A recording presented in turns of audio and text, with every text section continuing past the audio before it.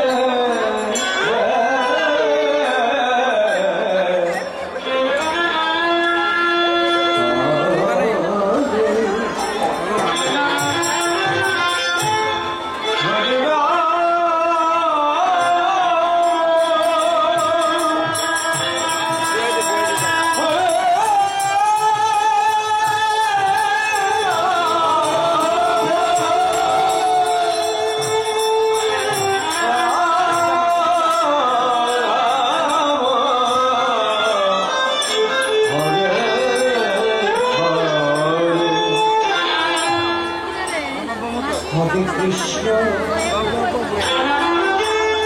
হরে কৃষ্ণ কৃষ্ণ কৃষ্ণ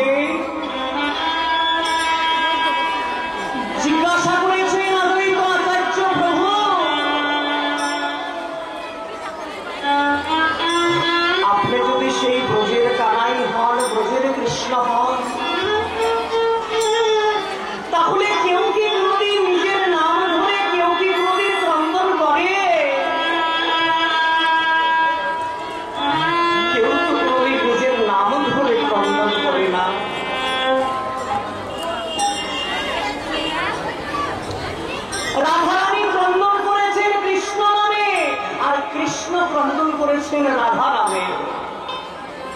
কিন্তু মহাপ্রভু তুমি যদি ব্রজের কৃষ্ণ হও তাহলে তুমি কৃষ্ণ কৃষ্ণ বলে কাঁদেছ কেন মহাপ্রভু? তুমি রাধা নামে কাঁদেছ না কেন গো মহাপ্রভু? তাই গৌর হরি বল।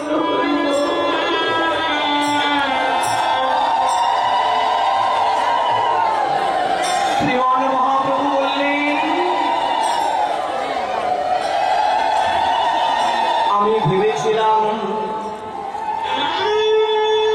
আমি চতুর্ধর্মের মধ্যে আমি গৃহস্থ ধর্ম অবলম্বন করব, আমার সন্ন্যাস নেওয়ার আমার ইচ্ছা ছিল না। কিন্তু নিলাম কেন জানো? আমার গৃহস্থ ধর্মই ভালো ছিল, কিন্তু আমার এই গৃহস্থ ধর্ম দেখে আমার নদিয়ার লোকের সহ্য হলো না। তারা মনে করে নিমাই সর্বস্ব লুটে করে খাচ্ছে। তাই আমি মনে মনে ভাবলাম, দেখিয়া জীবের দুঃখ ছাড়িল গোলকের সুখ, নবিলাম মনুষ্য জনম, পাইলাম কষ্ট যত তোমরাও পাইলে তত, বৃথা হল পণ্ড পরিশ্রম।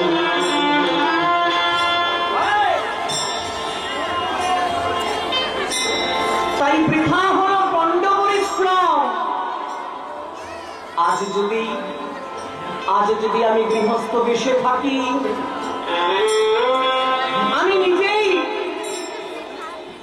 আমি নিজেই নিষেধ করেছি নিত্যানন্দকে, তুমি সন্ন্যাস নেবে না। নিত্যানন্দের ডোর কপিন সবকিছু আমি খুলে ফেলে দিয়েছি, কিন্তু আমার নিতে হবে। কেন জানো? বলি তার কি পড়ুয়া যারা আমায় না মানে তারা নাহি লয় মোর উপদেশ, তাই আমি ভারী হই না বুদ্ধি হারা, কি রূপে করিবে তারা।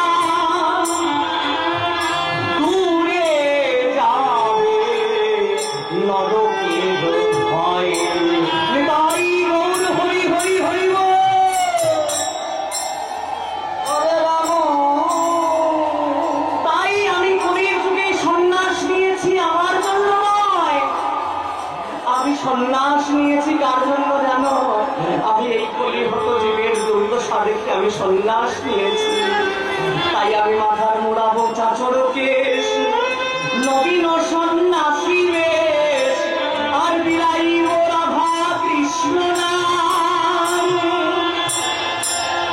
আর কৃষ্ণ নাম করিতে করিতে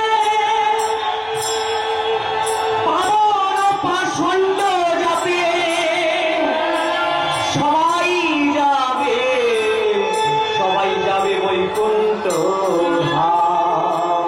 তাই গো জীবন, তাই মা এই মধুর কৃষ্ণ নামে যারা মহাপ্রভু দিয়ে গেছেন তার জন্যই করিতে কোনো যাগযজ্ঞ নেই গো মা, ঘোষণা করে দিয়েছেন মহাপ্রভু।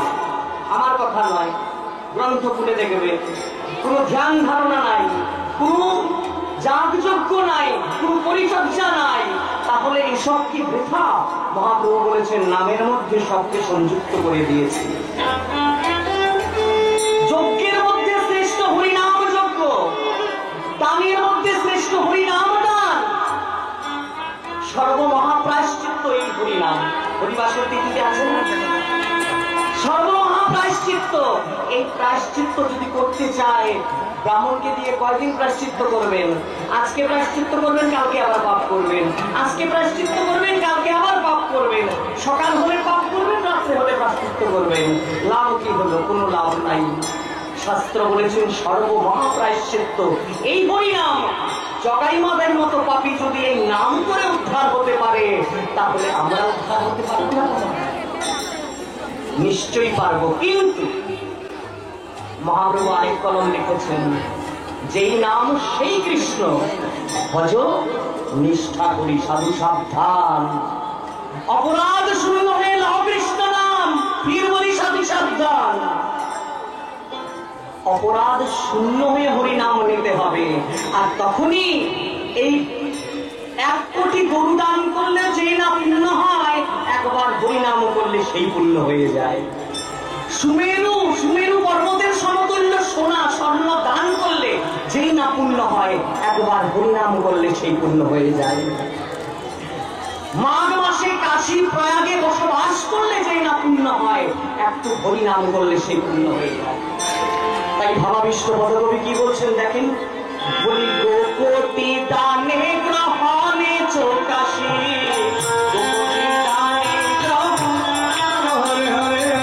গোপতি দানে গ্রহণে চোকাশি, হরে রাম রাম রাম হরে হরে, আর মাঘে প্রয়াগে কোটি কল্পবাসী, হরে রাম রাম রাম হরে হরে, মাঘে প্রয়াগে কোটি কল্পবাসী, হরে রাম রাম রাম হরে হরে, সুমেরু সমতুল্য হিরণ্য দানে,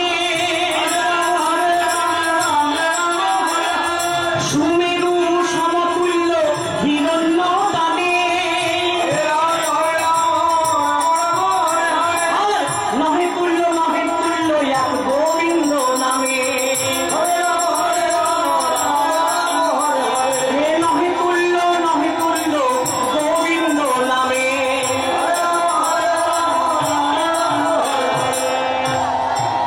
শাস্ত্র বলছেন 1 কোটি গোদান করলে যে না পুণ্য হয়, 1 হরিনামেই পুণ্য হয়। তারপরে বলছেন সুমেরু পর্বতের সমতুল্য সোনার হরিণ দান করলে যে না পুণ্য হয়, 1 হরিনামেই পুণ্য হয়।